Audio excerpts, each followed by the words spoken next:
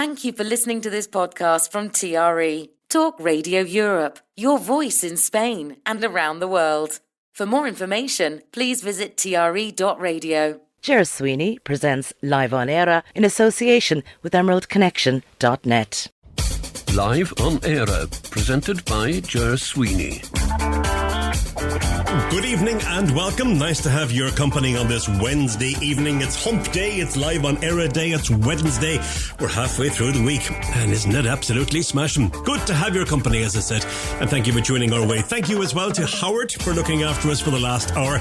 Spain Today returns tomorrow between 6 and 7. Howard, if you're still listening to us in Nurka, probably heading off to walk the dog now or something, but have yourself a pleasant evening, and if you can stay with me, that'd be lovely as well. So what have we got for you this evening on the programme?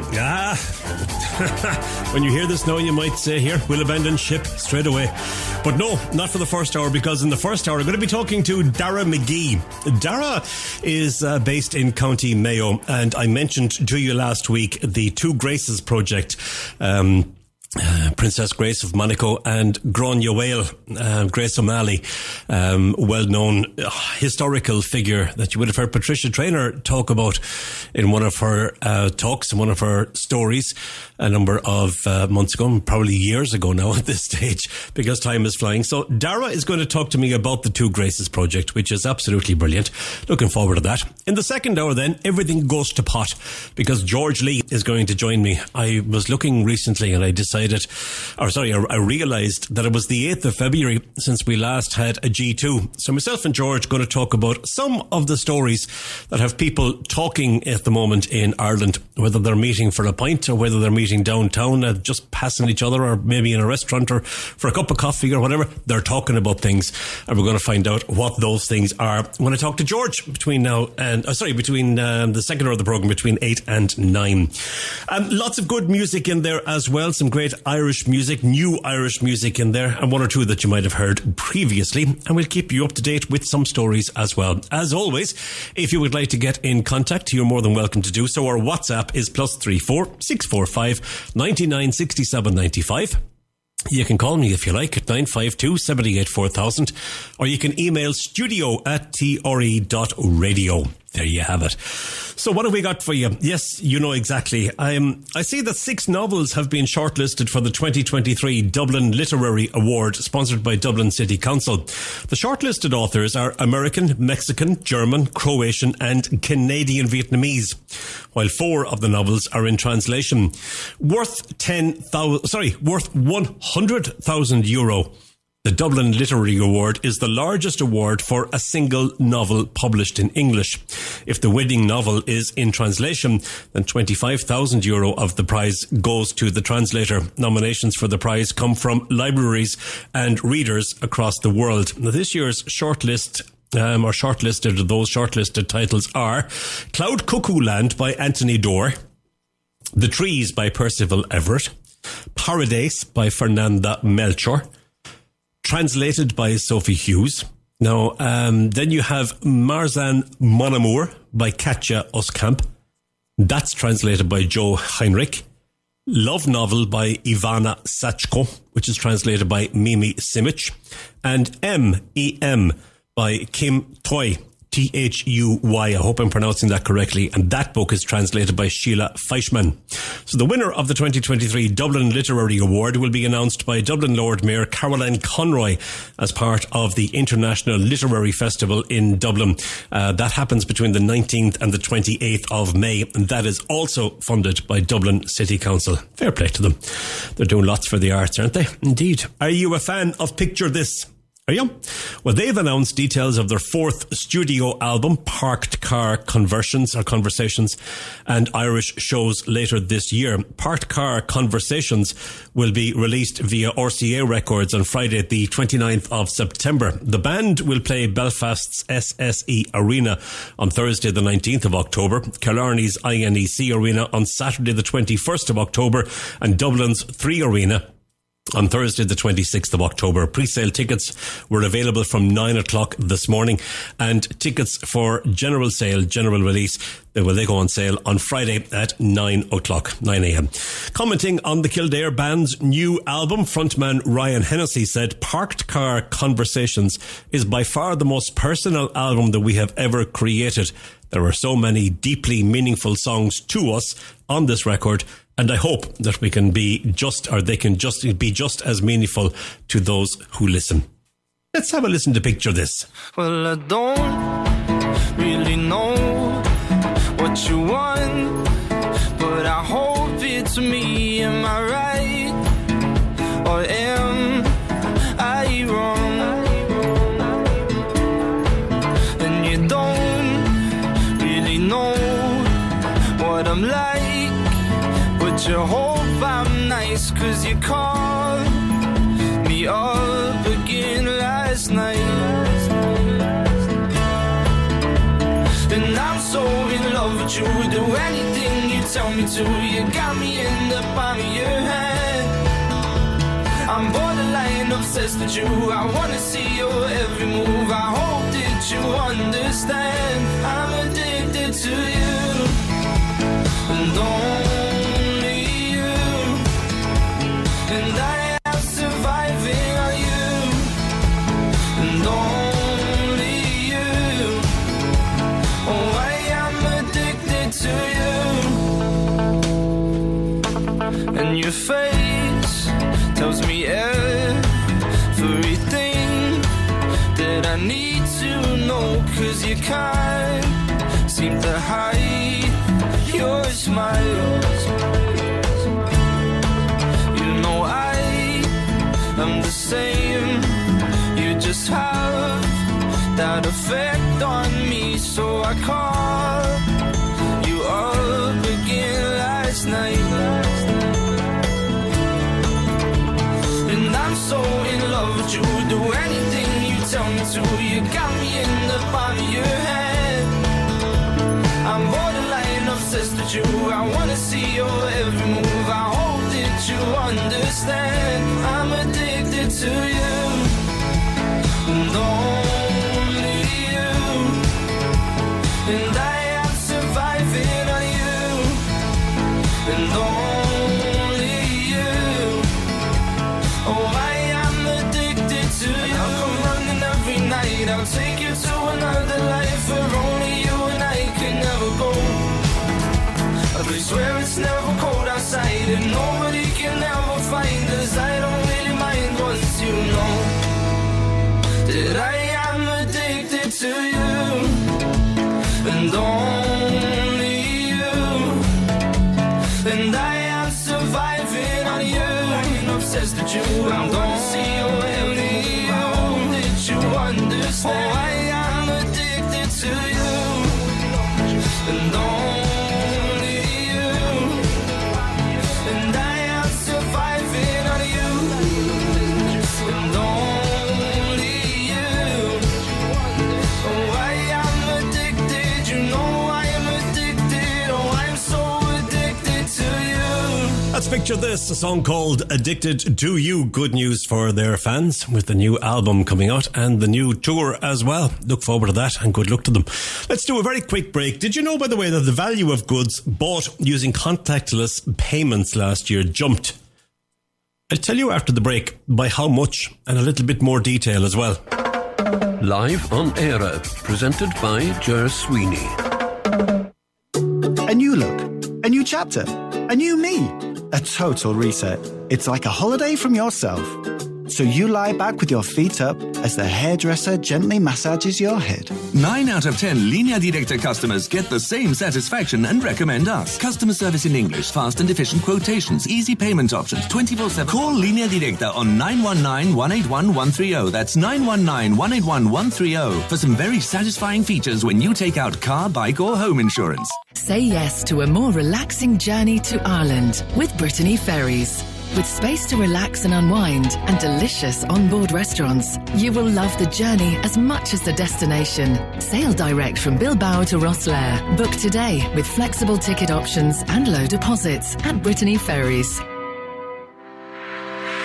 Do you want to know what's happening in the south of Spain? Do you want regular news from a source you can trust? In a recent survey, 8 out of 10 readers on the Costa del Sol said that Soar in English was their favourite English language newspaper. It's easy to see why. Soar in English boasts an international newsroom with dozens of journalists gathering reliable, accurate and balanced information from around Spain, Andalusia and the Costa del Sol. The perfect combination of news and features from and for the international community. Soar in English, linking communities and supporting local businesses for nearly 40 years. Pick up a copy of your favourite read every Friday or read it online at soarinenglish.com.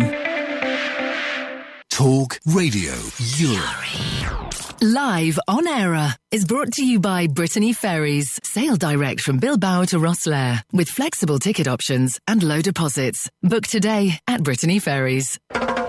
Live on Eire, presented by Ger Sweeney. I mentioned it last week, but I'll mention it again. I think I mentioned the week before as well. I'm travelling over the weekend. I'm travelling to Ireland with Brittany Ferries.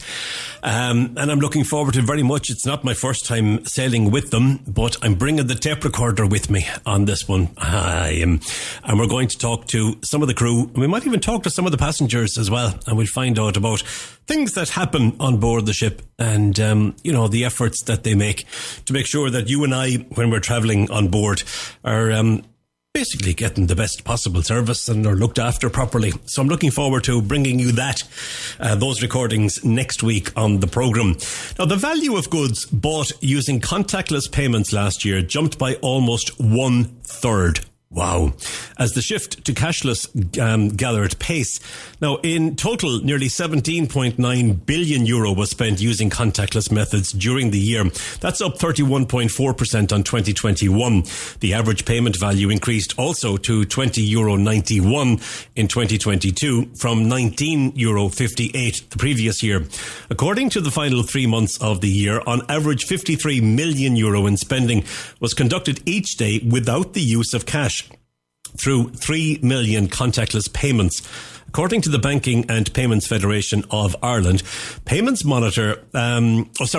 to the Banking and Payments Federation Ireland's Payments Monitor, this represents the highest daily contactless spend in any quarter since it began tracking it in 2016.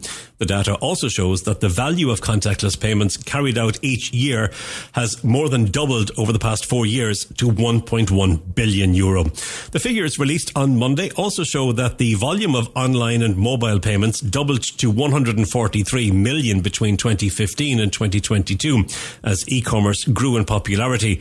During the final quarter of last year, the volume grew by 5% compared to the same 3 months in 2021 to €36.7 million.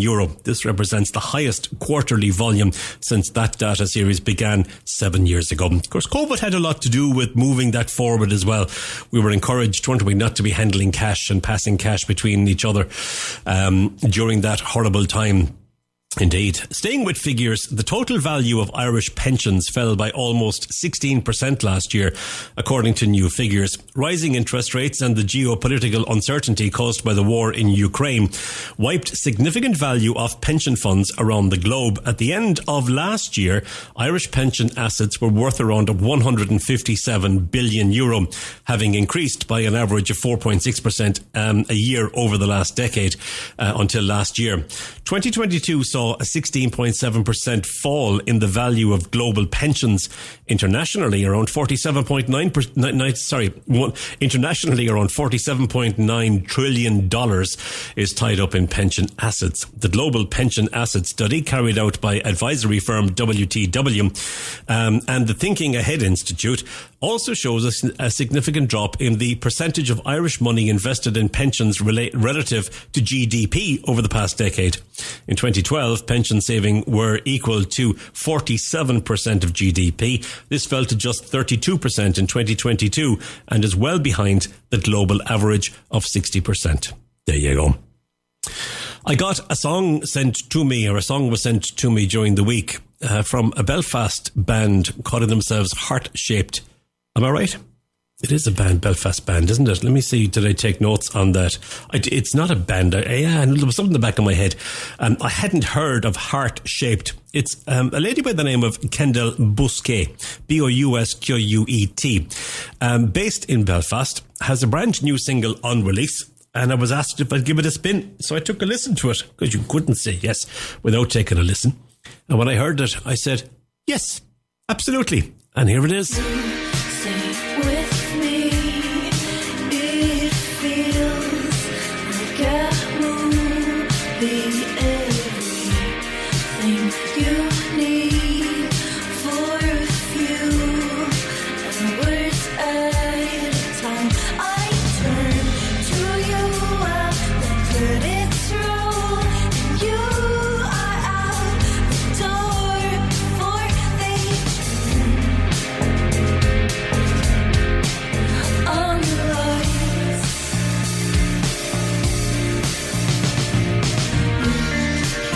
Wire me, dictate to ambiguity. 1, 2, 3, leave. By omission, through the teeth, I can't blame you when I know you do. Hypnotize or just untrue from me of saying that I just need you. The end get attention apart on the dance. Again, I cry in your arms and try to tell why that can't be me now. If I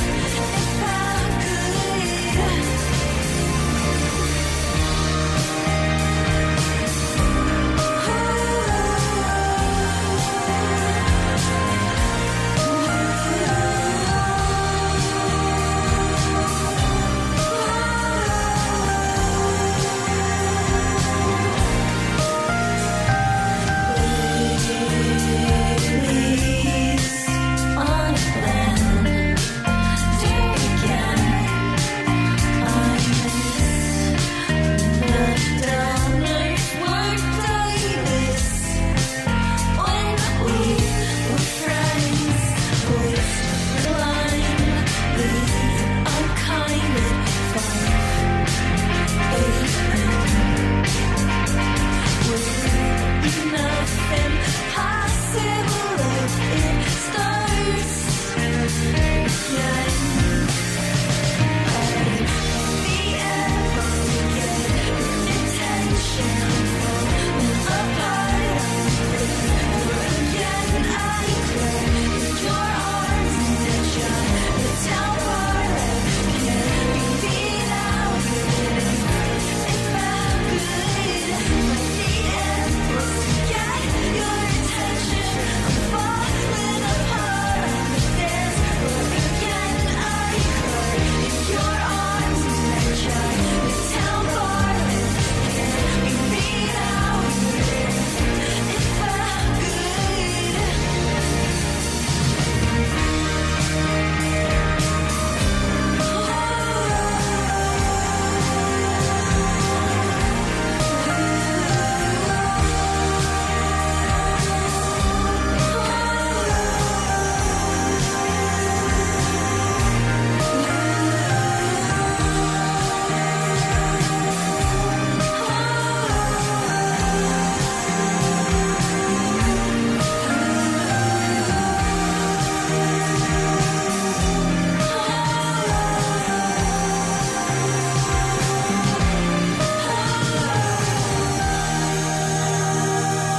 It's nice, isn't it? It's from Heart Shaped, Belfast based. That's a song that's called Felt.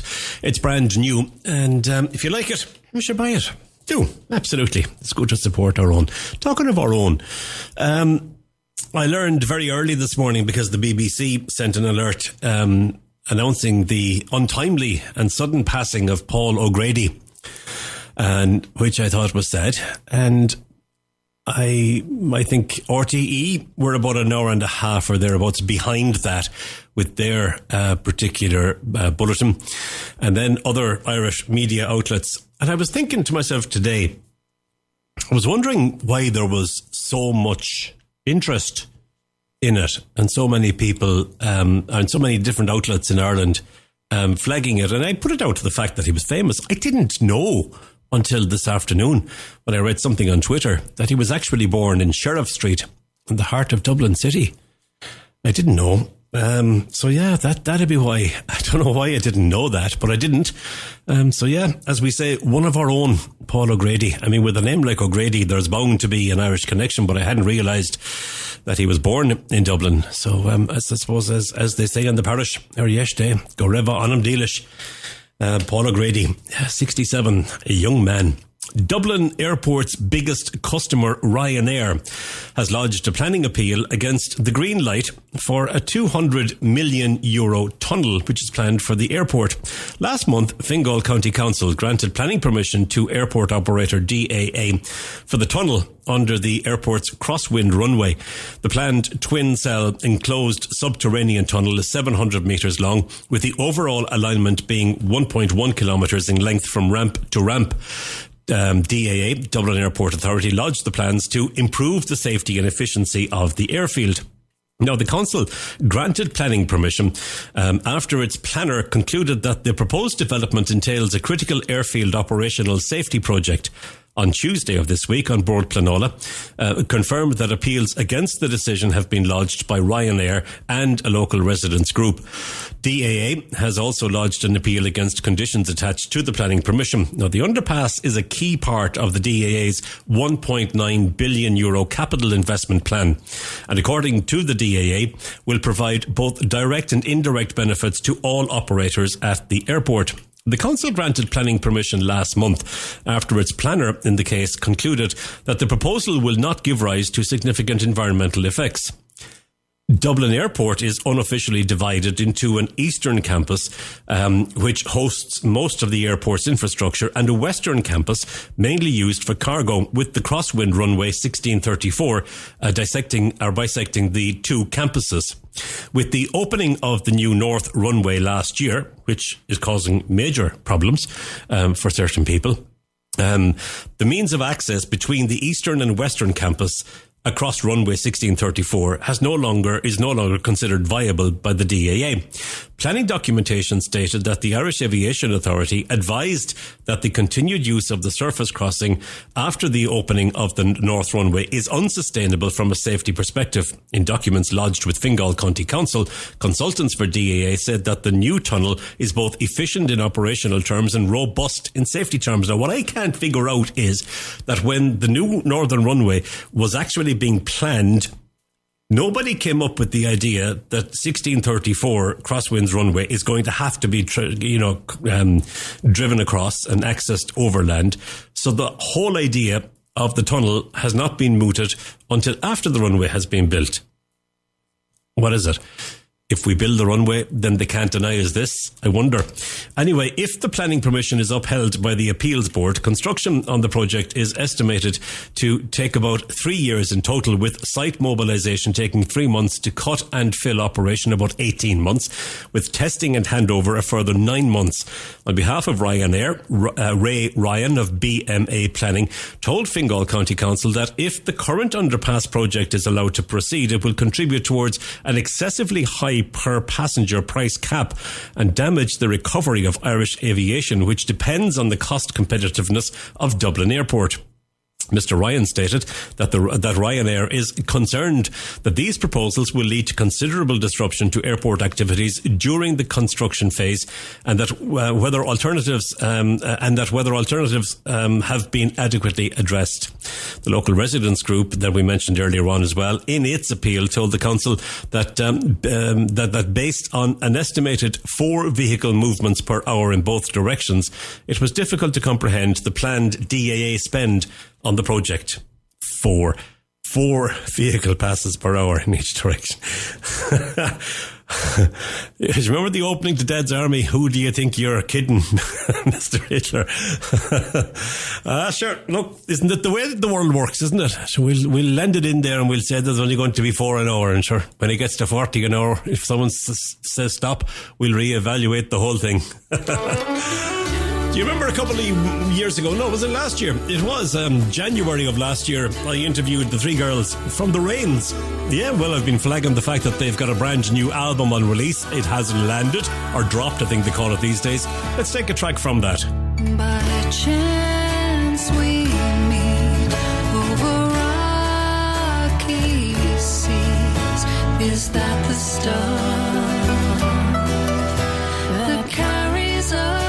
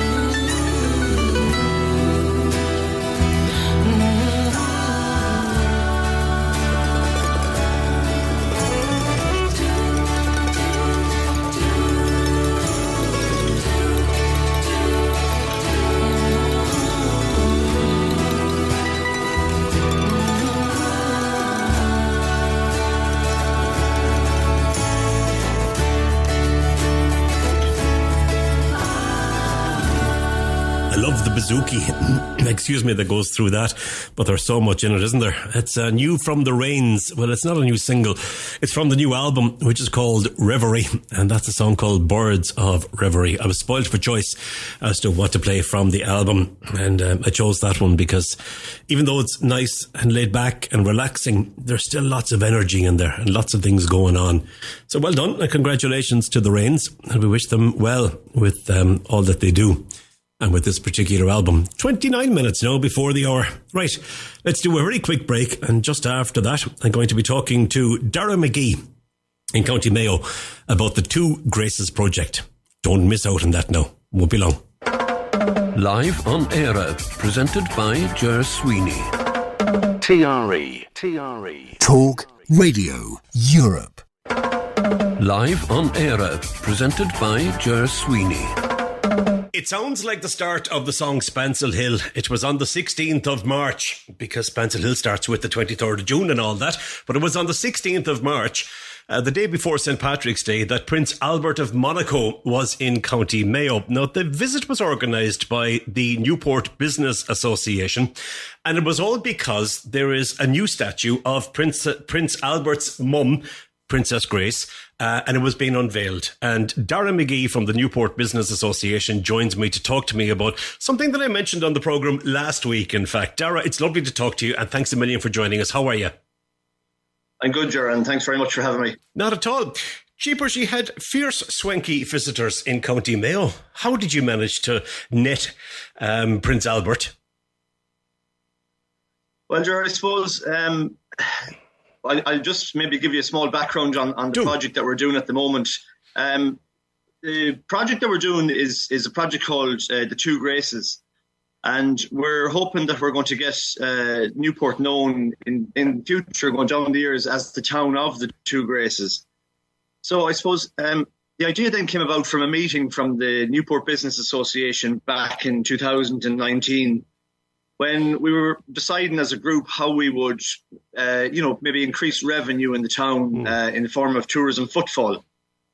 So we thought it would be very fitting to maybe remember the two iconic women of the area, I suppose both centuries apart, but iconic in their own time and very strong women in their own time. And those women being Princess Grace Kelly of Monaco and Grace O'Malley, the Pirate Queen. Gone you well, yeah.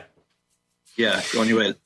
Firstly, before we get into that project, let's talk about Newport itself. Geographically, a lot of people might know where Castlebar is, and they might know where Ballina is and various places, but tell us where Newport is. Yeah, Newport is situated on the shores of Clew Bay, between, we say, it would be north of Westport and southeast of Mulranny. Oh, lovely. On the route to Achill Island. Beautiful spot. That's a beautiful spot. And it can be seen clearly from the top of Croagh-Patrick, no doubt. Oh, I can. There's a great view of the whole area, Clew Bay and all the islands. From I know, I've seen it. I've been there, survived it. Have you? Indeed. All right. Okay, so that's where you are. Now, explain, if you would, the connection to the area with Princess Grace. Okay, well, Grace Kelly's grandfather, John Henry Kelly, came from a townland called Dromurla, just outside Newport here. And he was one of the last Kellys to leave Dromurla. I think it was back in 1867, as a young lad at the age of 20, when all the family immigrated to America. Now, from what I can understand, when they left Dromurla, just outside Newport here, they immigrated to a place called Vermont. And from Vermont, then they moved to Philadelphia, which became the home of the Kellys in Philadelphia. So that would be the connection to Grace Kelly. It would have been her great grandfather, John Henry Kelly, who left here, and he basically the rest is history, as they say. He created history, and the legacy was made, So that's our connection with Grace Kelly here. No, it wasn't the first time. She actually bought a property, am I right, in the area a number of years before she died? That's correct. There was plans done with Mayo County Council back in the late 60s, early 70s, where she had bought the original property from, I think it was the widow Mulcrone or the Mulcrone family that had the house. Yeah. And they purchased the old homestead back again. And there was plans drawn up. They weren't actually going to touch the original house, but they bought the site beside it. Okay. And they were going to build a house on that. And the plans have been drawn up at Mayo County Council. But unfortunately, in 1982, Grace Kelly died tragically in a car crash. And her dreams of getting back to her ancestral roots never came to fruition. So, and tell me, is that property now, is it still in the ownership of the family, or has it been sold on over the years? from what I understand, it's still in the ownership of the family. Okay, all right. Yeah. One of the contributors on the programme is a lady by the name of Patricia Traynor, and Patricia tells us great stories and delves back in history.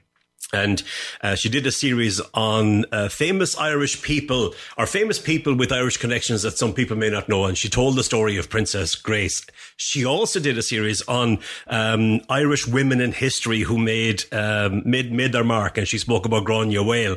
So we'd be familiar with the two Graces. But as you said at the start, they're centuries apart, but both powerful women and both women that everybody is still interested in, aren't they? Oh, absolutely there, yeah. And like even Grania Whale now would be very popular in this part of the world and all over the world, I suppose. And you know, when we talk to people about the project of the two Graces, even though a lot of people know Grace Kelly and have great time for Grace Kelly, they're very interested in Grania Whale because I suppose she would have been more directly connected to the area. Tell us how. Will you tell us how? Because Grace Kelly, for our listeners, would be instantly recognisable, but there may be some that don't know about Grania Whale or Grace O'Malley. Tell us the story and the connection there. Well, Grania Whale or Grace O'Malley was born around 1530 in the 16th century, and she was the daughter of Owen Dovdara O'Malley. Now, they were based in the Clew Bay area. Well, they were based all over the west coast of Ireland, really.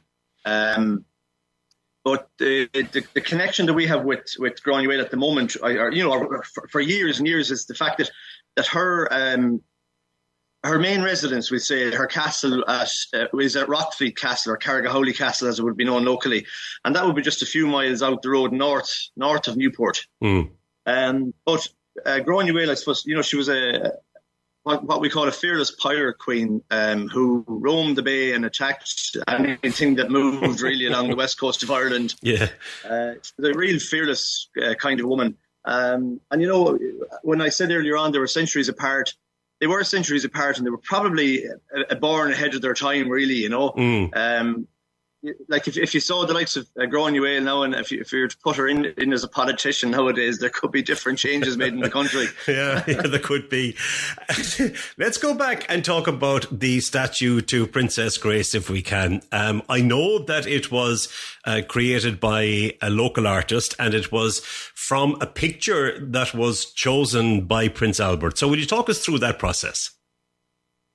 Yeah, when we decided that we were going to commission a sculpture of Grace Kelly, we had to approach the Principality of Monaco and His Serene Highness Prince Albert to get permission, more or less, to use the image. And we had a few images ourselves that we had looked at. So we sent the images via email to the Principality, and Prince Albert himself personally chose the one where she is seated. And we were delighted with that because, you know, I suppose in the background it was our preferred image as well. Okay. So, we were delighted with that. You know, there's a lot of standing statues, but I think the fact that this one is actually Grace Kelly sitting on a bench and people can sit down beside her and get their pictures taken. And there's a lovely backdrop of Newport Harbour in the background there. And it's in a very picturesque area. Yeah.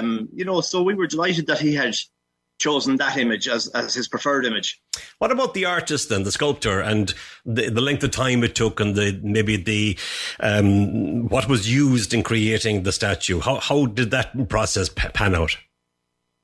Well, the sculptor is a lad called Mark Rode, and he's a very talented sculptor. He lives outside Swinford there in a place called Killasser. And Mark has done a lot of public works, including the Barack Obama bust in Moneygall, and he's done the Quiet Man of John Wayne and Maureen O'Hara in Cong. He's done the Titanic Memorial in Lahardon, just sort of northeast of Newport. His studio and foundry are, as I say, just outside Killasser. So during the process of the whole lot, myself and another committee member had been travelling up and down to his studio just to, I suppose, you know, be involved in the process of it and see how it was done.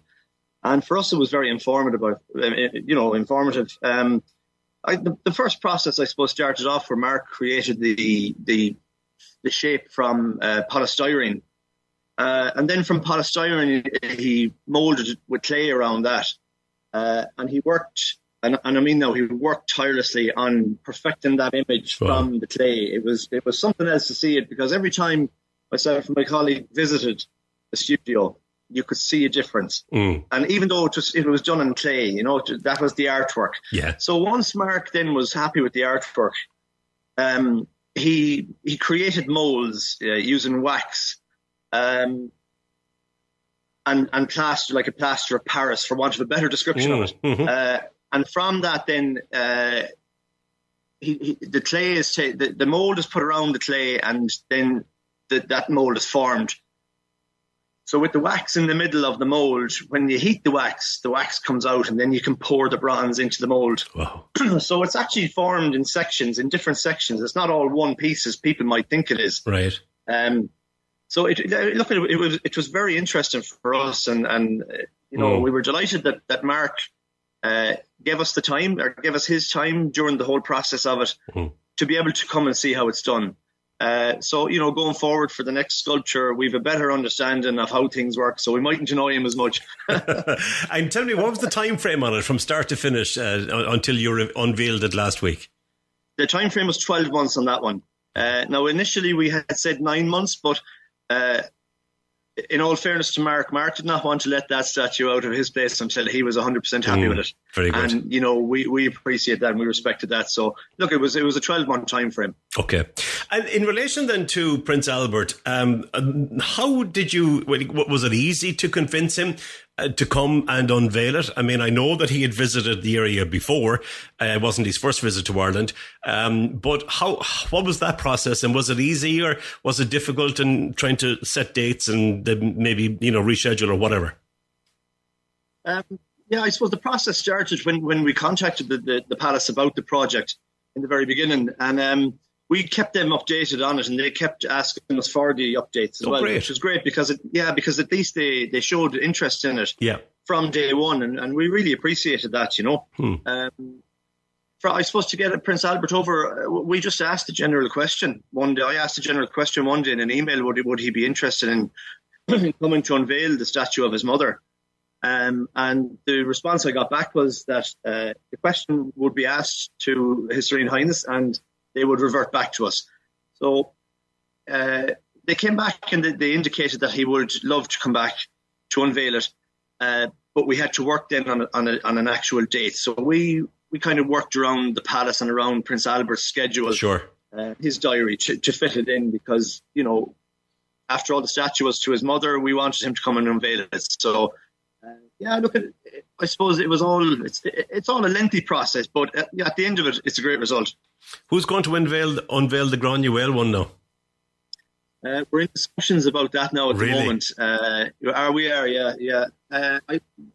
I think it would be fitting to have one of whoever the current or the then chieftain of the O'Malley clan would be, to maybe get them to do it. Yeah. It's I think it'd be fitting, very fitting for them to do it. According to news reports, you're looking at early next year as being the earliest that it will be unveiled.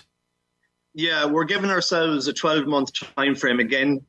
If it happens before that, good and well. If it doesn't, at least we have put ourselves to the 12 months. Right. But we're kind of quietly confident that it will be done before that. Lovely. One of the objects of the exercise, when you were planning and plotting to try and increase business and footfall and tourism and all that, so far there's been a lot of interest in this project, hasn't there? Oh, there has, yeah. I suppose from the onset, the first thing we did with the project was we set up a GoFundMe page, and we put it out on our social media pages as well, that this project was happening and it was in progress, and we tried to gain support from the local community, and people were very generous really towards it, but we had a lot of money to raise, so in order to do that, we couldn't just rely on the community to fund that from their own pockets. So we approached the local councillors in the Mayo County Council, and we approached the tourism section in Mayo County Council, and to be fair, they all fair play, dug deep into their pockets and helped us out with it. And to go back to what I said about asking Prince Albert to come, when I asked him to come, I also asked him directly if he would like to donate towards the project as well. Did you? Right. I did, yeah. And, look, you can't be backwards about going forwards. You have to keep going, We'd a project to deliver, so look at and to be fair to him, he did. He helped out there. That's brilliant. Significantly. So it was very good. That's fine. It's a great connection to have for the area, isn't it? It is. Oh, absolutely, it is. And Prince Albert himself, in his own speech, said that he feels humbled when he comes to Newport, and he always feels the connection there from his mother and from her previous visits and all that. And it's great for us to see him eager to keep the connection alive as well. It is, absolutely. What did he think of the statue? Oh, he loved it. Did he? He absolutely loved it. Yeah, he was very moved by it. Good. Very moved by it. Good. And I think it's a very difficult thing to look at a sculpture created of your deceased mother. It can't be easy. But he was genuinely moved and he loved it. Yeah. Did he? Full of praise of it. Great. And did he spend time with the locals when he arrived? He did. He gave interviews to the media that were there, and he spoke to local people. And I suppose, to be fair, the local people wanted to speak to him, and they wanted to just, welcome him to Newport, as they always do when anyone comes around the place. They get a great welcome. But yeah, no, he spoke to some of the children when he was walking up the main street there, up towards the hotel. And he stood outside the hotel talking to people. He's a very approachable fella, to be fair. Good. And then we had a reception in Hotel Newport for him. Then after that, great. Where he met with people, and as part of our own project here, our own committee, we had a sit-down interview with him. Then in the hotel in the Grace Kelly suite in Hotel Newport. Right. We had a 15-20 minute interview with him, which went brilliant. Oh, that's great. I mentioned at the start that it was the day before St. Patrick's Day. Did you have a St. Patrick's Day parade in Newport? Oh, we did. We had a very big St. Patrick's Day parade in Newport. And did Albert or Grace feature?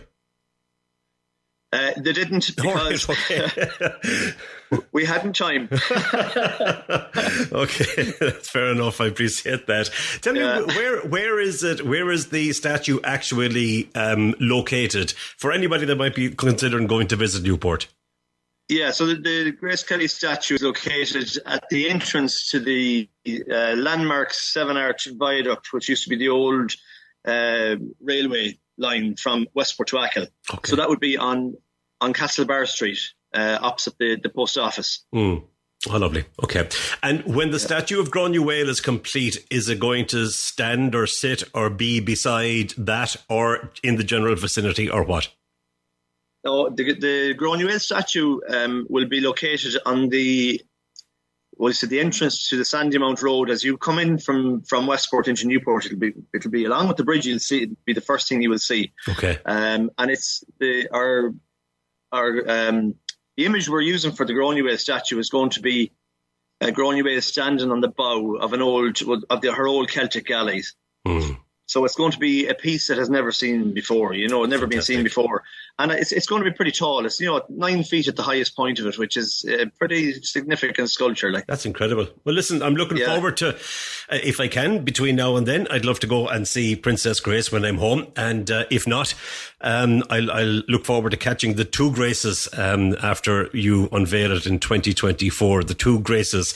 A nice initiative. And how are things in the Newport Business Association now? Are ye busy? Is it a constant struggle to try and keep things alive, particularly with prices increasing and everything going through the roof at the minute? I think our things are busy in the Business Association, and there's a great committee there, and everyone is working for a better community and a better business community. look, I suppose no matter where in the world you are at the moment, things are difficult in relation to price increases and everything else like that. But when you have good people working on a committee with you, it makes things an awful lot easier. Something that mightn't be as easy. How are the footballers going to do this year? Look, we're quite confident there too. But there's no point speaking out of turn either, though. No, I suppose not. No, in fairness. Listen, it's been lovely talking to you about the Two Graces project, and particularly about the unveiling of the Princess Grace statue, which was done on the 16th of March by Prince Albert of Monaco. Darragh McGee from the Newport Business Association, many thanks for talking to me, and we look forward to being in Newport soon. Thanks very much, Ger. Live on Eire, presented by Ger Sweeney. TRE. Talk Radio Europe. Live on Eire, presented by Ger Sweeney. A number of weeks ago, Joe Wall from The Walls joined me to talk to me about various things, and one of the things we talked about was their forthcoming album. It was released on the 20th of March. Here's the track from that. I'm not the type to make an exhibition. I let it happen, just let it happen. If there's a sign, the slightest intuition, I'm gonna zap it, I'll start a snapping. When you were shining from an April shower, I felt the power, You said hello, a rainbow for a halo, bright as a flower, Why do I blush? You make me wanna rush. I'm gonna crash, it's such a crush. When you were young and kicking round a football, you were so happy, you saw no downfall. When you were young, an action man was heaven. When you were seven, the summer comes, everything changes. The girls are jumping, hormone deranged. We'll never know just what the future holds. Yeah, we will never know. This crystal ball revolving.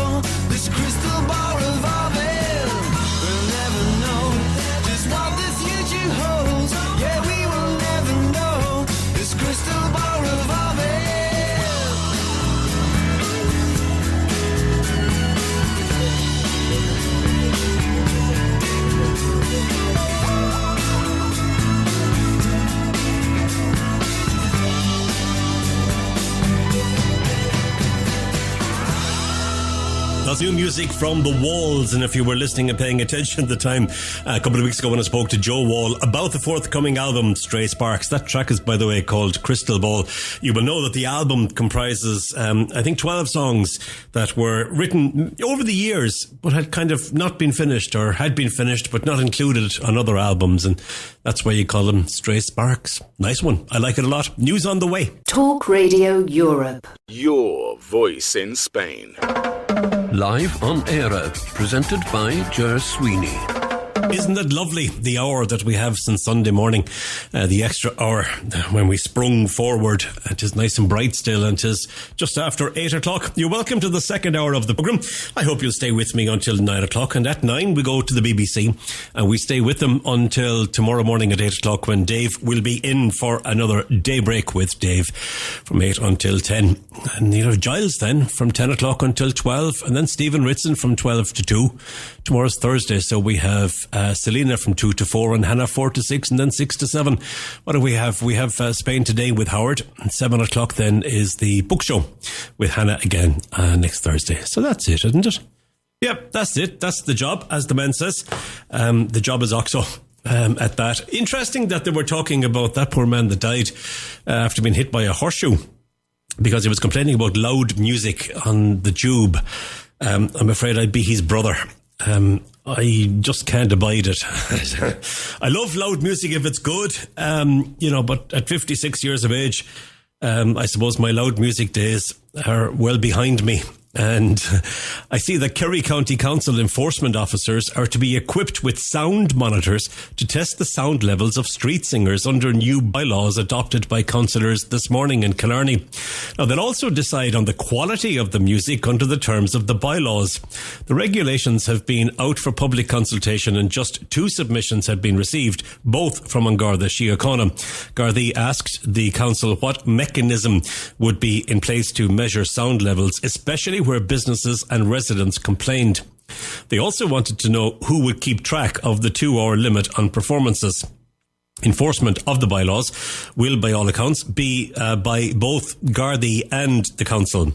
Monotony, vulgar songs and anti-American comments have caused concern in the town in recent years. New street performers in Killarney are to be banned from using offensive language and singing the same song over and over. There's a few music managers in inverted commas from radio stations that employ playlists could take a lesson from that.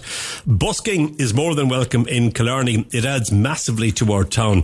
But where there are problems, they are severe, and what is not welcome is foul language, one-track music and staying in the same place all day, Killarney Mayor Niall Kelleher said today. The new draft bylaws governing street performance are the first of their kind in Killarney and are needed to bring harmony to the tourist town, a previous meeting heard. It's 20 years since the councillors first put forward the idea of regulating street music. You can't beat the old speedy processes, sure you can't. Under the new bylaws, a street performer must not use lewd, offensive or racist language or conduct, including song lyrics, as part of his or her act. All street performances are now to be limited to 2 hours in the one location. Performers will then have to move more than 50 metres in order to continue. In an attempt to address the vexed question of quality and repetition, the draft bylaws stipulate that a street performer who plays music and sings songs must have a sufficient repertoire to avoid constant repetition. Breaches will attract fixed charge notice fines of €75, and performers who end up in the district court can be fined up to €1,500. There are designated areas for busking. I'm not going to go through those with you. There are to be no performances outside designated areas, and busking cannot begin before 11 o'clock in the morning.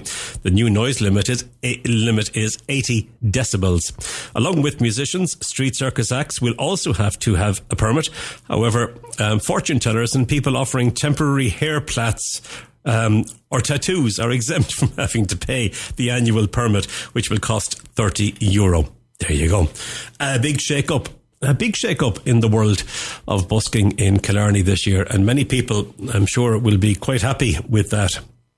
In fairness, the loud blaring music, it wouldn't be my cup of tea now.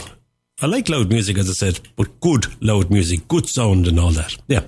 On board, Planola has refused planning permission to over 1,000 homes planned for Baldoyle in Dublin 13.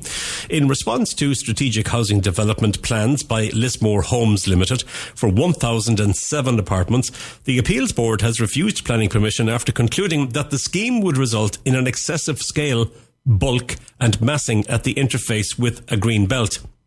As part of its comprehensive refusal, the appeals board has ruled that the North Dublin scheme is not justified due to the planning height and density of the scheme located to the northwest of Baldoyle Village, 6 kilometres east or southeast of Dublin Airport.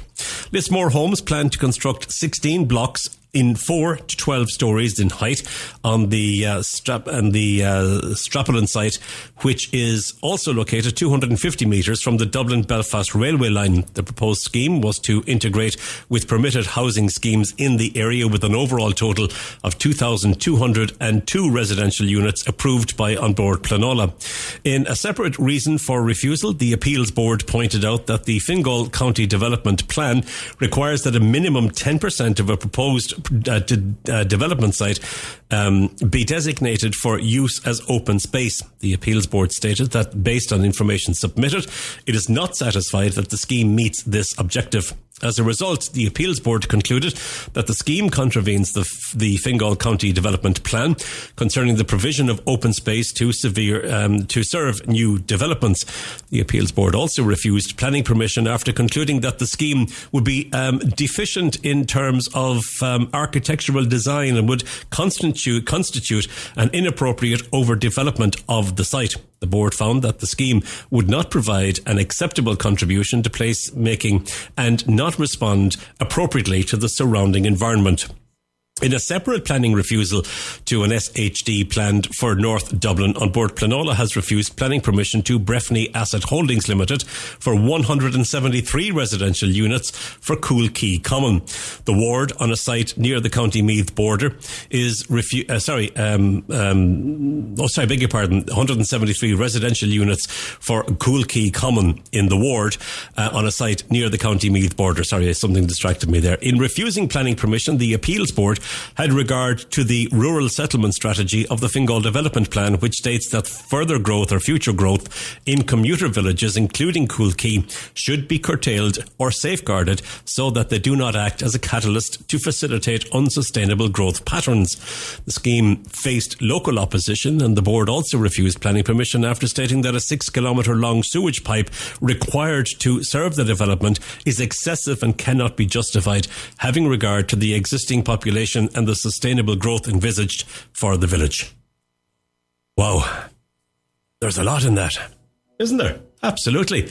10 minutes after 8 o'clock is the time. If you happen to be listening to us in Ireland or in the UK, it's 10 past 7.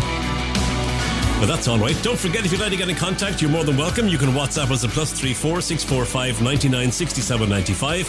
Call at 952 78 4000 or email studio@tre.radio. George Lee is going to join me shortly for a G2. Looking forward to that. But right now, new music from Ryan Sheridan. Just because I never wanted to be like you, never took a chance on anyone. I don't think you even know me. Tell me, what have I got to do with this? Try not to listen to the naysay. You said, they said you'd never accomplish it. Is it worth me even trying? Sacrificing every single minute I give to this. I say from my heart, you're never gonna please everyone. Be yourself in the crowd, look in the mirror, be proud, and try to be better than yesterday. And if you think that you're falling apart, it's just a bump in the road that you're traveling. You're not gonna grow if you're afraid of the rain. It's the pain that makes you fight for your life, so start saddling. Hey, it's your life, it's your fight. Jump in, or stand, love and war. Hey, it's your time, it's your right. Stand up, be proud, who you are.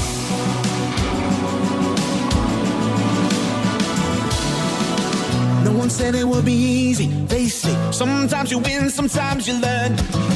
Don't be hiding in the shadows in your head, thinking there's no other place to be. And if you feel like you never fit in, tell yourself you're gonna do it your own way. Take a look where you're hiding, find yourself, let go. This is the start of your destiny. I say from my heart, you're never gonna please everyone. Be yourself in the crowd, look in the mirror, be proud, and try to be better than yesterday. And if you think that you're falling apart, it's just a bump in the road that you're traveling.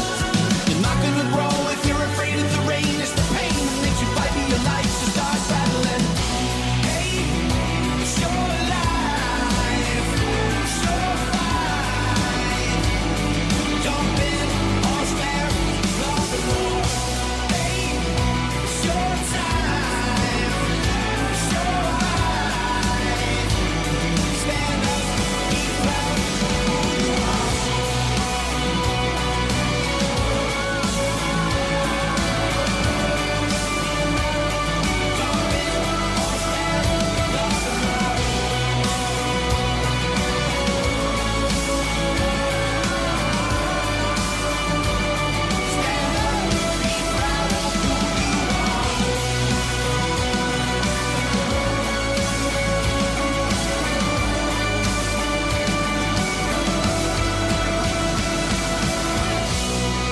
music, as I said, from Ryan Sheridan. That's a song that's called Love and War. That was only released last Friday, as far as I can recall.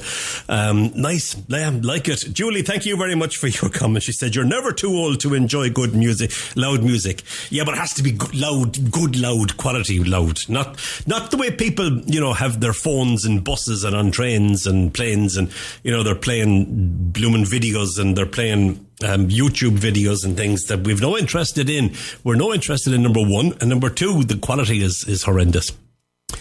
Yeah, I know. Giles, if ever Mr. Grumpy isn't available on a Friday, give us a shout. Mayo County Council is being urged to implement an immediate programme of works to prepare Ballina for a possible visit by US President Joe Biden next month. The Cathaoirleach, that's the chairperson of the Ballina Municipal District, has called on the local authority to pull out all the stops for what he said is a once-in-a-lifetime opportunity for the town. Councillor Mark Duffy said that he expects Mr. Biden will travel to Ballina on the 14th of April. He has asked that the council begins work immediately to ensure the area is ready for any visit. Full details of the US President's Irish trip have yet to be confirmed, but he has spoken on a number of occasions of his desire to return to County Mayo. His great-great-grandfather, Edward Blewett, emigrated from the area to America in the mid-1800s. Councillor Duffy has written to officials requesting a focused series of improvements around Ballina over the next fortnight. He has asked that all road sweepers in the county be deployed to the town and said that decorative works need to be completed as early as possible. The independent councillor has also requested that funding be made available to allow groups to purchase flags and bunting or to carry out additional painting or planting works. Any visit by President Biden would have an added significance given that this year the town is celebrating its 300th anniversary of its establishment. Well, congratulations to the people of Ballina. There you go. Nice one. Talking about preparations, it reminded me when I was preparing that story, I hadn't thought about it, but it just now it dawned on me that I know this for a fact, that when Bill Clinton was still president, if I'm not mistaken, or maybe he wasn't, but he went to Ballybunion to play golf and actually they painted up the place and it was beautiful and they swept it all over. The place was looking smashing and he was photographed in various parts of the town, but there was a hairdresser's on the main street in Ballybunion in County Kerry called Monica's, Hair by Monica, I think it was called. And they had to cover the sign up because as sure as God made little apples, they were saying, somebody would get a photograph of him under that.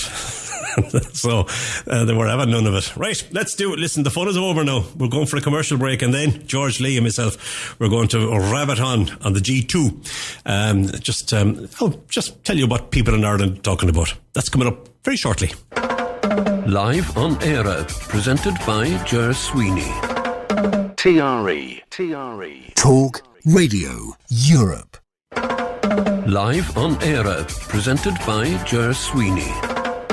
Now, apart from the St. Patrick's Week chat that myself and George and Ben had just before St. Patrick's Day, it is the 8th of February since we've had a G2. George Lee, you're very welcome. Good to talk to you and see you. How are you? I'm not too bad. Do you expect me to live on the check since the 8th of February, Ger? George, if I can do it, you can do it, kid. Right? It's as simple as that. The odd bag of fish and chips doesn't kind of cut it, or it doesn't. No. Anyway, you're over St. Patrick's Day and all is well. All is well, Ger. And look, it was a nice little break, I suppose, to get in the middle of it all. And, even though our weather was quite poor, it was lovely to see such a big turnout of bands, again, for the international competition here in Limerick. And to see some of the big American bands as well. And it was lovely to see it. So it's been a busy month, Ger. It's been a busy month. Good. And hopefully April will be just as busy and just as good for us all. You were talking about American bands. Reminds me that Gardaí and the DAA, that's the group that runs Dublin Airport, the Dublin Airport Authority, have begun distributing information leaflets to homes and businesses near Dublin Airport to combat the illegal use of drones in the area after flights were disrupted several times in recent months. The government seems to be dragging their tails on this and kind of doing leaflets door to door. it seems a very non-technical way to deal with this, and it seems like, more could or should be done. What's the latest on that? Interestingly, there was a chap on the radio over the last couple of days, and he is one of the most advanced guys in terms of drones and drone technologies. And he has just set up a company that is going to be doing drone deliveries all across North County Dublin. All right. And he would be very well up on this. In fact, this guy was very interesting because he is in opposition to Google, who are also doing it apparently. Right. And he said that North Dublin is going to become the world centre of drone deliveries in the next couple of months. Oh. So he reckons he'll be able to deliver a coffee to you and have it there within 5 minutes in your back garden. Go away. But he was speaking about, and he was asked about the whole thing about drones and all of that, and he said that they already have the technology, that the technology is there in Dublin Airport, but the legislation hasn't been put in place to allow it to happen. And he also pointed out that there's a number of different types of systems that they can use. One would be to jam the radio frequencies that these drones operate on, and the other is to jam the drones themselves. But each one of them has their own drawbacks, and they obviously have to be tested. If they're jamming radio signals, they have to be tested in terms of an airport. But look, airports all over the world use this technology, so I presume that's well down the line. I know that the Minister, Eamon Ryan, came under fairly severe, intense scrutiny, both on the national airwaves and in the Dáil over the last number of weeks on this as well. And it seems to be just that the legislation hasn't kept pace with the technology, but that, grass was allowed to grow under the feet of people when they knew that this was going down the tracks. And is there any way that emergency legislation could actually be enacted? There's only a certain speed with which they can bring this type of legislation through the Dáil, and they're more interested today in motions of no confidence and confidence in each other, and trying to take pot shots at each other than they are in stopping drones and flights. But this needs to be sorted out before the busy summer season comes in. It does. George, we always say when we're talking on the G2 that, we're not just doing the news headlines here. We're talking about things that people in Ireland are talking about. And when I'm in Spain, as I am at the moment, I get the news headlines, I get the news, but I don't go for a pint in my local, and I don't walk down the street and bump into pals and talk to them. And so I don't know kind of what's exactly happening. And that's why this particular G2 is always good, because one of the things that I've heard something about, but I've not heard as much as you say, Irish people are talking about the Kerry babies story. That's huge. Yeah, this is huge. And look, it is something that, it goes back to 1984, I think, originally. Yeah.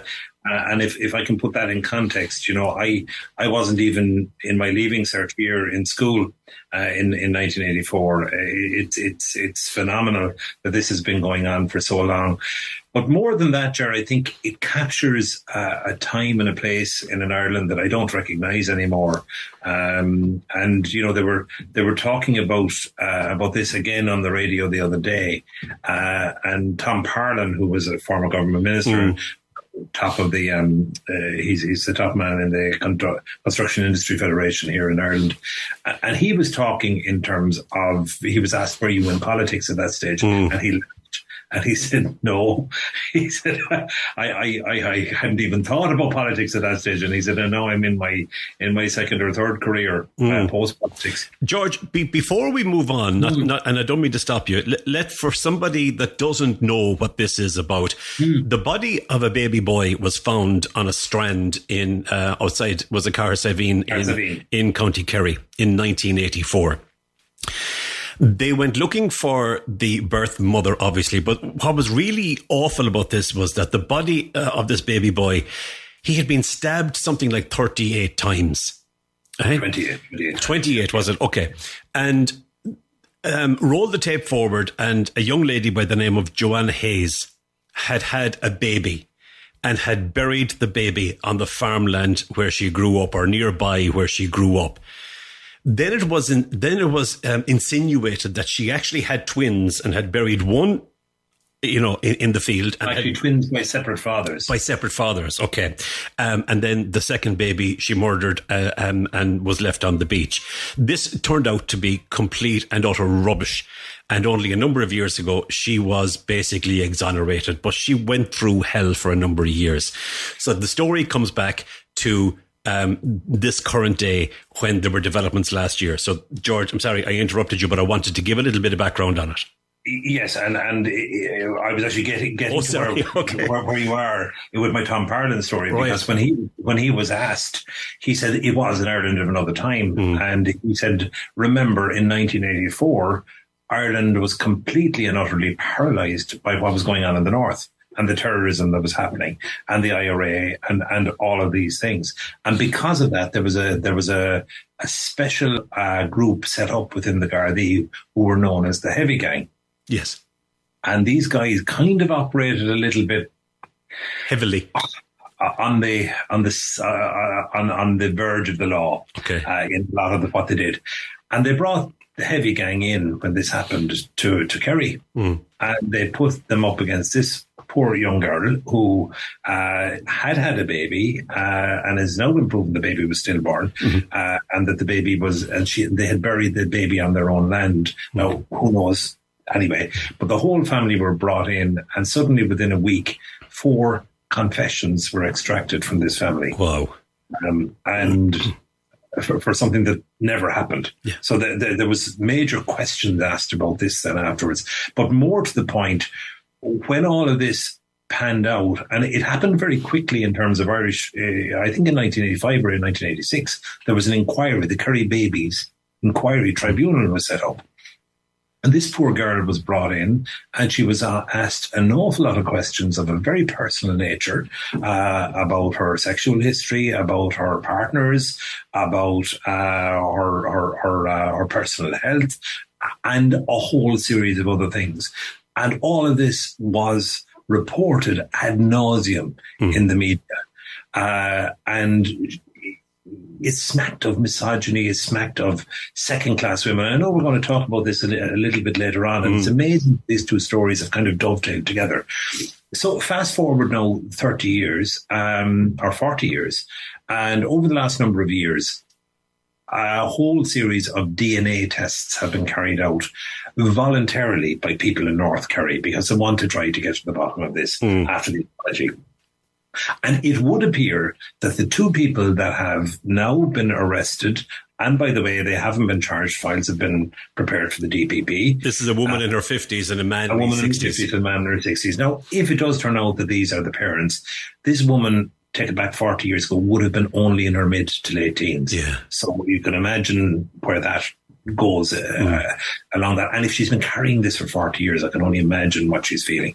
But on top of that, the situation is that the DNA tests, these people didn't actually give their own DNA, but extended family members gave it. Right, okay. And that's how they've gone back through family trees and all of that sort of stuff, and they've managed to zone it in on these particular people. So that is what's being reported, and that's from the Sunday Times. I was reading some articles in the Sunday Times on Sunday about this, and this is how it appears that this has come about. Now, again, this is conjecture from a journalistic point of view. I know that, as you said, both people have now been released, and files have been sent to the DPP, the Director of Public Prosecutions. Now, what I want to know, George, is what is the feeling on the ground? What are people saying? Have they sympathy for these people? Are they delighted? What's happening?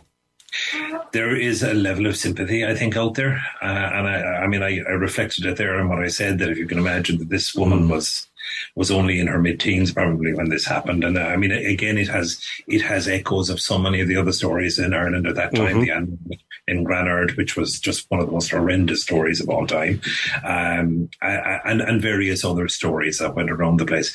There is also a sense, and again, it is reported, and again, I will put a big kind of a question mark on this, that they have said in their questioning by the Gardaí that they didn't murder this child, and they certainly didn't stab this child, but that it was a third party, that they may have given the baby to a third party. Okay.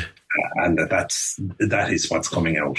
Now, look, all of this is conjecture, so I suppose I'm only reporting what I'm hearing. Okay, all right. On the news. So, and I'm always very slow. You know me, Ger, as a journalist, I would always have two sources for anything. Absolutely. But it's what's being said. But the sense is that 40 years ago, 1984 was a different country.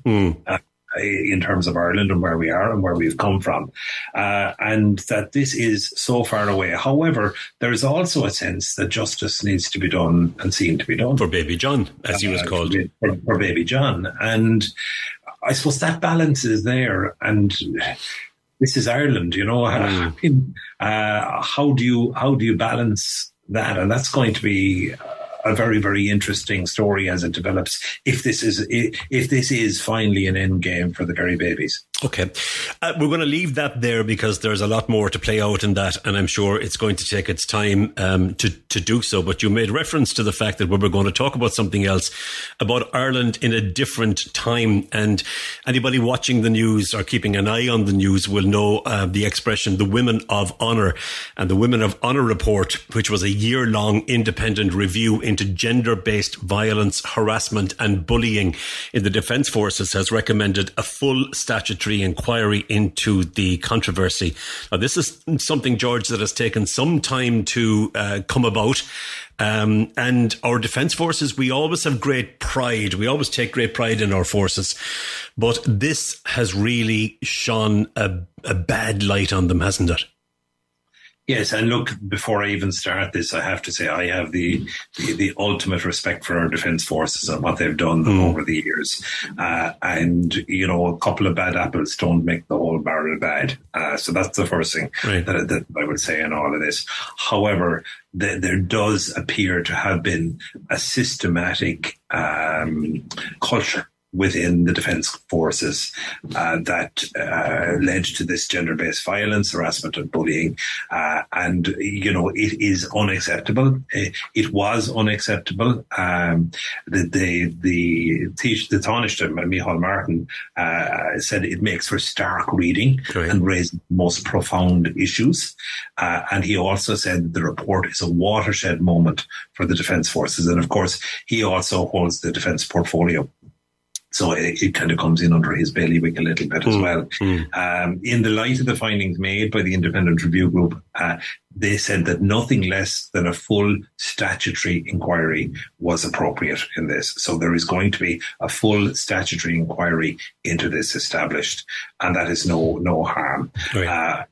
The military hierarchy, the Department of Defence itself, and the military system in its entirety will now be subject to that investigation in a manner that has been required for some considerable time. It was reported yesterday by Fiachra O'Kenny on the RTE website. Okay, all right, interesting stuff. And again, that's a story that's going to take a little while to develop, but it is going to, and I would imagine a lot and of if I could make comment on it, I suppose, Ger, to a certain extent as well, it does so link into the previous story that we were talking about, the Kerry babies, and the view that was taken of women in Ireland at that point, and I'm talking going back to the 1970s. It was only 1973 that the ban on married women working in the civil service. In Ireland, civil service. That you know, again, that's not all that far back if you think about it. And now we're in a situation whereby, if we want to be very controversial about this, that you certainly wouldn't be able to buy a house in Ireland if two members of the family weren't working. You know, and it just all ties in together. But how have we established ourselves as a country? It has been very, very difficult, Ger. We've pulled ourselves up by the fingernails in this country to try to get ourselves into some class of a modern democracy, because for Ireland for so long seemed to exist under this dark pall of black and white is the best way of describing it. Absolutely. Something else that you made reference to when we were talking about the Kerry babies was the troubles Thankfully, 25 years ago, in a couple of weeks' time, was the anniversary of the signing of the Good Friday or the Belfast Agreement. And there's going to be a lot of attention on Northern Ireland as various events to mark that will be held. But I see it probably comes as no surprise, George, that yesterday the threat level of terrorist attacks in Northern Ireland was raised by the British government from substantial to severe. It means that an attack is highly likely. It comes ahead, as I said, of the expected visit of US President Joe Biden to mark the 25th anniversary of the Good Friday Agreement. But I suppose it's also in the shadow of what's going on in terms of the Brexit and the Windsor Agreement, or whatever it is that they call it. So again, the spotlight on Northern Ireland not looking good. No, but they were at pains to point out yesterday when this was announced that this had nothing to do really with the visit of Joe Biden. And that this was based on intelligence on the ground in Northern Ireland, but also, I suppose, in the light of the attempted murder of Detective Chief Inspector John Caldwell. That's true. And also a car bomb which was injured 2 officers just before Christmas. So it would seem that some of the dissident groups in the north have managed to get themselves into the spotlight a little bit more and have managed to reestablish themselves and put down some roots. It was interesting as well that in the investigation of John Caldwell's attempted murder in the north, that the number of people that were arrested, it was reported that a number of them came from both sides of the fence. Really? That they became that it was almost mercenary, that, some of them were Protestants from, Protestant strongholds, but yet the attack was claimed by this group that styled themselves the new Eire, which suggested they're from a Republican. Now, if that's the case, it would seem that there is almost a coming together of loyalist and Republican paramilitaries, which, is kind of worrying, I suppose, in some respect. But look, who knows? This is MI5, and MI5 obviously have more information than I do. But it just doesn't augur well, Ger. And, I remember quite well in the weeks running up to the Good Friday Agreement that I had a conversation with you, and I don't even know if it was on air or not, but where you said to me, the deal is done. It just needs to be signed off. And you were quite adamant about that before it was ever signed off on Good Friday.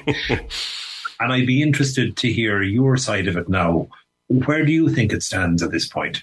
Oh, it stands on a knife edge, I think.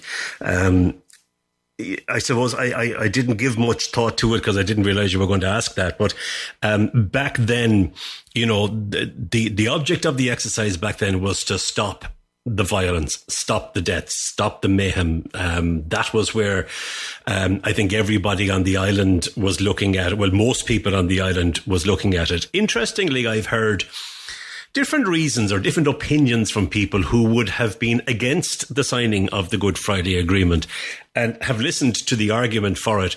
And it doesn't stand up as far as I would be concerned. The biggest part of the biggest, I suppose, clincher, all you have to do is visit Northern Ireland and look around at the investment that's gone into the north from America.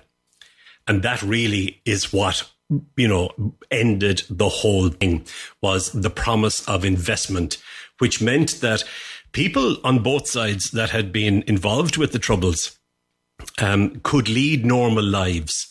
A certain amount of equality had been brought into play. And for a lot of the people who were fighting for that, it was job done. It was, you had your one man, one vote. You had the equality. You had the nationalists and the unionists having an equal say in what happens in Northern Ireland. It wasn't perfect by any stretch of the imagination. And it's only now in the last couple of months, particularly, that we can remember just how imperfect it actually is. But it's better than what we had for 25 years, and how it's going to move forward, I don't know. Many years ago, I was involved in the regeneration process, as you know, here in Limerick. Yeah. And as part of that, we would have brought over one of the world's leading experts on early childhood interventions, who we got to profile areas and help us decide on policies as we went forward, particularly around early childhood education. And one line that he used that time always stuck in my mind, and I think is very applicable in this, as it is in every tough situation. And he said, "Ignore the intractable knots at your peril." And for 25 years, I think we have pushed some of the intractable knots in the north. We haven't managed to grasp that nettle and to try to hold hands across divides in the way that we should have. Now, I know there are people who do immense work and work across communities and all of that, but I do think that some of those latent hatreds are still there, and they're not buried that deeply, and those intractable knots have never really, really been teased out. And you yourself, Ger, when we're down fishing on the side of the cliff, if there's a knot in your fishing line and you throw it out, you're in trouble. That's right. Yeah. And it's also interesting to note when you say that there is some deep-rooted hatred there, is that when you look at when situations flare up, when there is trouble, inevitably when people are arrested, they weren't even born when the Good Friday Agreement was signed. They have no memory of what it was all about. They've learned it in a time of so-called peace. And that worries me. And that shows me that it's going to take generations for this to be sorted, if ever. Yeah, and that was another thing that this particular gentleman who was excellent said. He said, the problems that you are experiencing now have taken 3 generations to manifest. They're going to take at least 3 generations to tease out.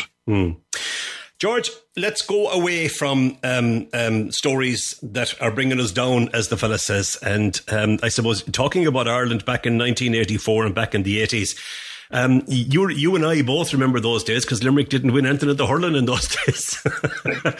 and the Irish rugby team weren't doing too well. But the last time that we spoke was the 8th of February for the G2. And at that stage, Ireland had just won their first game in the Six Nations, and we went on to win the whole thing, which was fabulous.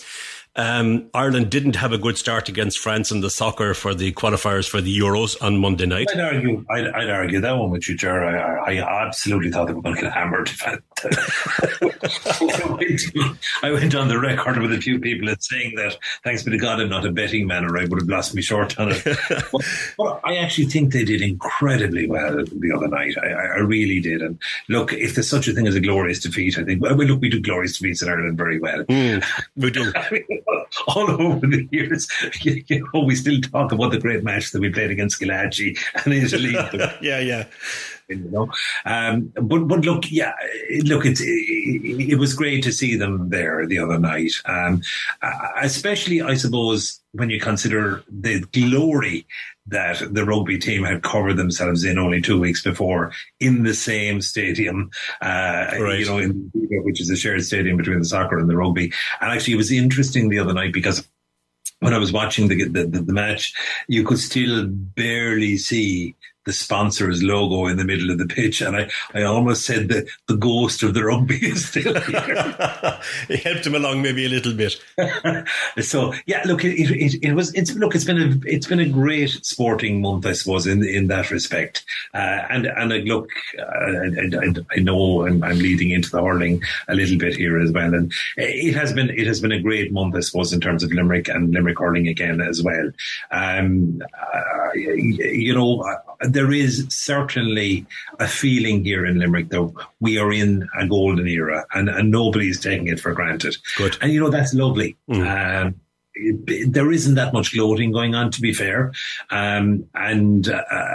Just looking at the team and even the match against Tipperary, and for those that don't understand it, like at half-time, Tipperary were 4 points up, but there was almost an inevitability in the back of your mind that Limerick were going to make a return on this, Okay. And of course Limerick did, and they got through to the league final again. So the second match then was Kilkenny and Cork, and Kilkenny prevailed in that particular one. So it's kind of set up Limerick and Kilkenny league final It's lovely. People are kind of saying maybe this could be a repeat in an All-Ireland decider later in the year. Look, we're back into hurling and the hurling championship, and you know what? Whoever wins it out at the end, we're in for a great old summer again of hurling and banter, and the terraces of Park Equive or Crook Park or Thurles or wherever, and a bit of crack on a Sunday and watching matches and sunshine. And isn't it great how success in sport can lift a nation and lift a community as well? Yeah, absolutely. Yeah. And it has done in Limerick, I mean, every one of them are heroes at this stage and regarded as heroes. And it really is. It's fabulous. Yeah. All right. Okay. Listen, we're almost done. Interesting. I want to talk to you about Easter just very briefly, because it's a very big deal in Spain. Semana Santa is what Holy Week would be known as. And so we're going to have parades, and we're going to have processions, and we're going to have ceremonies. And it is a phenomenal. Now, I'll be back home over the weekend. I'm travelling home, but I'll be back home for it. But I've experienced it here, and it is fabulous. And I cast my mind back at the time to when we did that. I remember as a child, and you and I were both altar boys, different churches, and we were brought in for the ceremonies, and there was training in advance of it and how things go, and people looked forward to it. What's it like now? Is it the same? Well, first of all, can I point out that I was an altar boy in the cathedral, so we were kind of the elite lads. Yes, the poor Augustinians on O'Connell Street where I was serving. Yeah, we were running in the Penny Halfpenny League. I know. So we had much bigger tour bills. Of course, yeah, and more smoke coming out of them. I know. And the incense, smelt incense, yeah. And I could do a full 360 with the tour bill without anything falling out. It's great. And I've poured over this a little bit in my mind, particularly around Leinster, and I know Ben and I spoke about this on the last occasion that we spoke as well about traditions. And it probably goes back to what we were talking about earlier as well. Ireland has thrown the baby out with bathwater a little bit, I think, as regards religion. And I know I spoke to you as well, and I would recommend it to anybody that gets a chance to see it. Our good friend and former colleague, Colin Flynn, who is the Vatican correspondent for EWTN, did a wonderful piece on the Catholic Church in Ireland and the evolution of the Catholic Church in Ireland. And I know that is up on all their social media channels. But I mean, Ireland has fallen out of love with religion, I think, and I'm not just talking about Catholicism, but I suppose particularly Catholicism in some respects. And the whole Lenten thing is taken over by Easter eggs. The commercialization of Easter has come in, and the religious aspects of it have fallen off. The time was that that there was ceremonies every single day. There still is ceremonies every single day, but that the churches would have been packed out from the Holy Week all the way through. And we, of course, being in the cathedral, the Mass of Chrism was probably one of the biggest masses that we had, which was the Mass where the holy oils for the whole year were blessed by the bishop, and you could have 100, 120 priests would show up, and they would take the oils from the cathedral, and then they would be taken out into the parishes. And that was a wonderful tradition. Now it still exists, but I mean, if you got a quarter of a church full at this stage for the Mass of Chrism, it would be all in. And of course, the other side of it is that the number of priests has diminished greatly. And obviously the age profile of the priests has also diminished. I thought it was put quite well in Cullum's piece, where it was mentioned that the church and the priests had got old and tired. And I thought that was quite a nice image, that they didn't have the enthusiasm of youth that they had anymore. And maybe there's a little bit of that in terms of the traditions and the way that the church has gone. I do still think that deep down, a lot of Irish people carry a level of Catholicism or a level of Christianity within them. And I think we are basically religious beings. But I think that we have decided as a nation that we're not really in love with the rituals anymore. And I think that is where things have gone. The other thing is, and I think a lot of that might have come in with free education, to be honest with you, because as people became more educated, they became more discerning.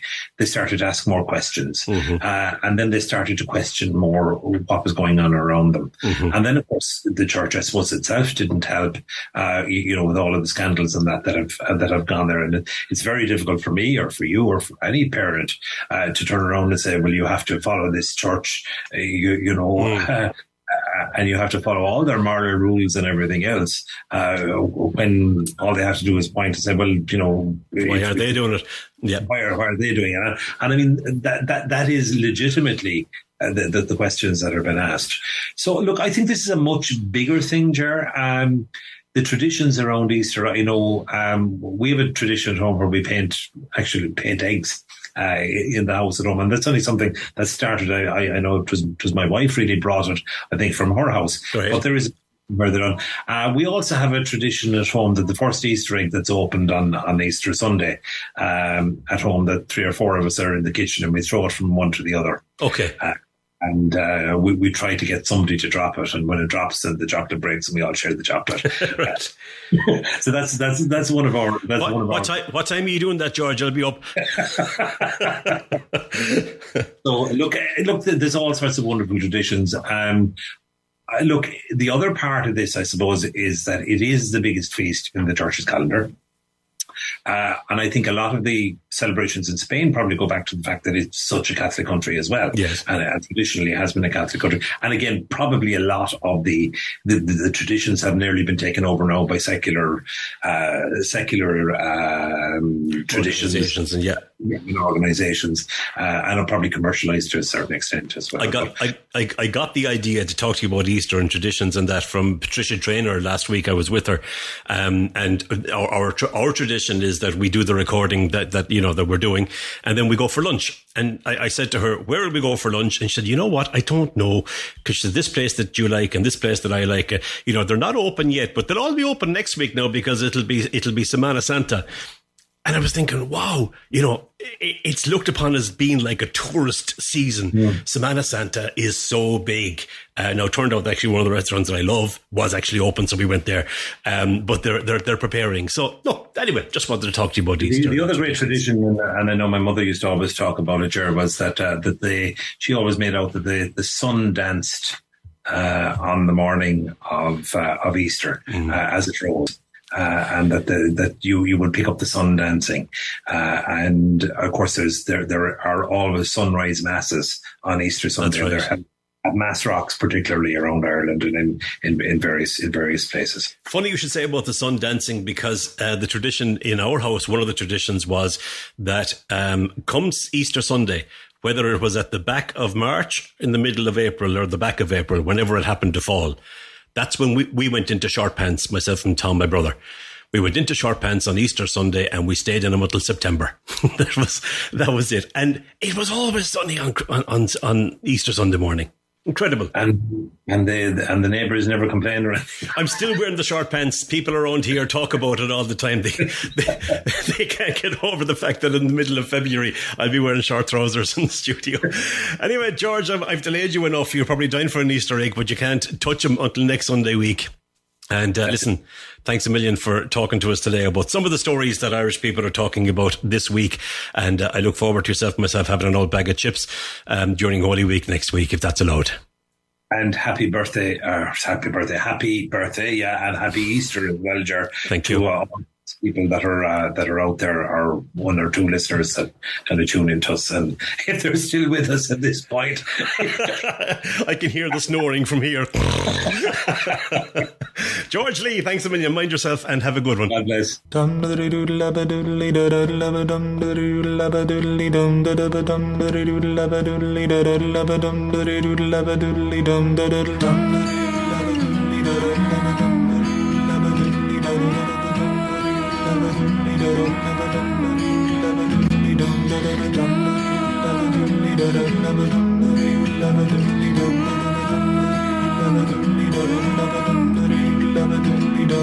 Blackbird singing in the dead of night, Take these broken wings and learn to fly all your life. You were only waiting for this moment to rise. Blackbird singing in the dead of night. Take these sunken eyes and learn to see all your life. You were only waiting for this moment to be free. Blackbird fly, blackbird fly into the light of a dark blind night.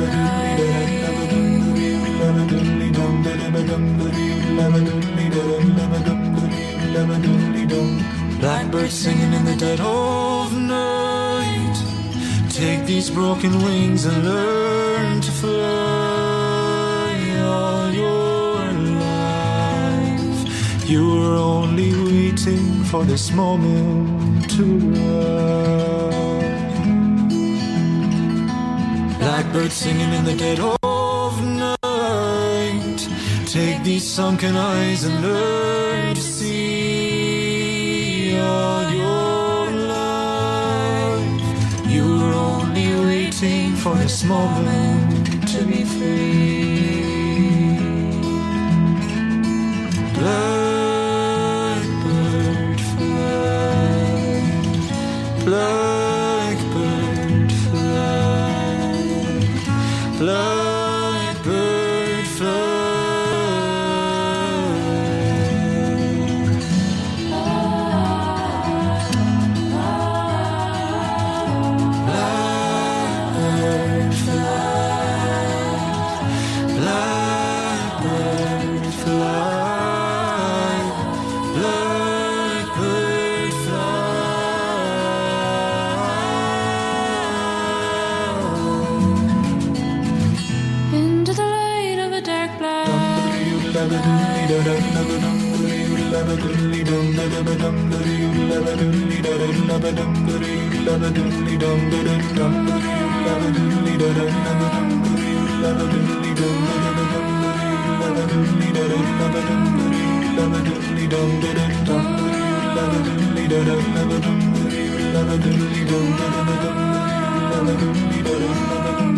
Is that called lilting?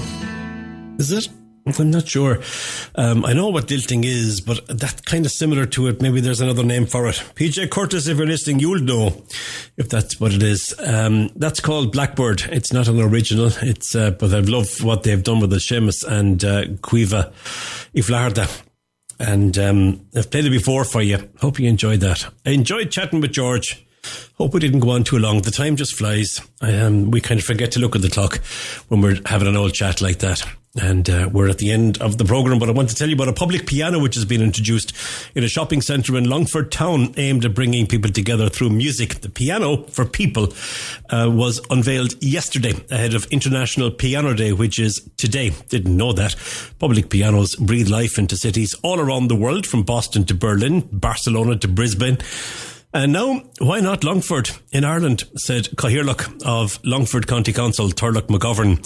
He said that he was looking forward to seeing players and listeners gather to share songs, stories and time together. The piano was sourced, refurbished and funded through Longford County Council Arts Service. Nice one. Like it a lot. Local artist Phil Atkinson designed a specially commissioned mural for the piano, which is located on the ground floor of Longford Shopping Centre. Public pianos are already a feature in many places around the country. Euston, Pearse and Connolly train stations in Dublin all have pianos for the public to play. And here in Rhode Island has also installed pianos at Kent Station in Cork and a Plunkett Station in Waterford. Indeed, they have. I've seen them, not in person, but on news stories and various things when they were being launched. That's it. Done and dusted. End of the programme. And I hope sincerely that you enjoyed it immensely. Yes, PJ says that's lilting, Ger. Oh, magic. Delighted I got that right. Thanks, PJ. Good to know you're listening. That was only a test to see if you're listening. It isn't, I'm joking. Hope you're well. Thanks a million to my two guests, to Dara McGee, talking about the Two Graces, the Two Grace project. Lovely, great story. And to George Lee for the G2. As I told you a little earlier on, I'm going to be on board the Salamanca, the Brittany Ferries Salamanca between Bilbao and Rosslare over the weekend, and I'm bringing the tape recorder to talk to crew and talk to passengers. So I'm looking forward to that very much, and you'll have those recordings next week on the programme, along with the other bits and pieces. I also want to say a big thank you to Jose Antonio Sierra, our Spanish-Irish cultural advisor on the programme, for all the work he does on the programme. And thank you very much for listening. Look forward to your company again next week. In the meantime, look after yourselves, and look forward to you soon. Bye-bye. Ger Sweeney presents Live on Eire in association with emeraldconnection.net. You've been listening to a TRE production. If you've enjoyed this programme, there'll be another episode waiting for you next week, right here on this platform, where you can also access our extensive back catalogue of shows and interviews. For more information on our live programming, social media channels and apps, and how to contact Talk Radio Europe, please visit TRE.radio.